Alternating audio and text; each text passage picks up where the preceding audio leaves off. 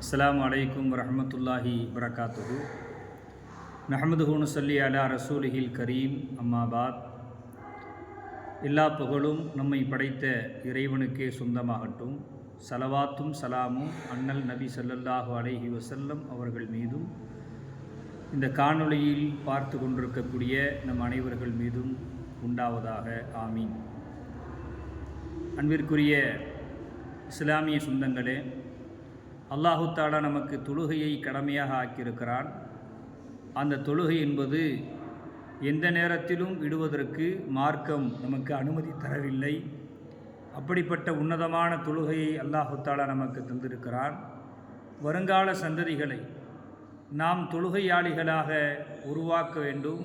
அது பெற்றோர்களின் மீது கடமையாகவும் பொறுப்பாகவும் இருக்கிறது.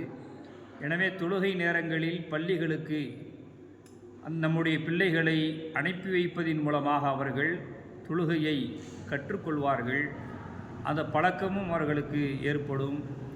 விடுமுறை நாட்களில் பிள்ளைகளை பள்ளியோடு தொடர்பு படுத்துங்கள். அப்படி தொடர்பு படுத்தினோம் என்று சொன்னால் அந்த பிள்ளைகள் நாளை சந்ததிகள், வருங்கால தலைமுறைகள் தொழுகையாளிகளாக பள்ளிகளை நிரப்பி வைப்பார்கள். அந்த பாக்கியத்தை அல்லாஹு தஆலா நமக்கும் நம்முடைய சந்ததிகளுக்கும் எல்லா நிலைகளிலும் தொழக்கூடிய தொழுகையாளிகளாக அல்லாஹு தஆலா ஆக்கி வைப்பானாக. அஸ்ஸலாமு அலைக்கும் வரஹ்மத்துல்லாஹி வரகாத்துஹு.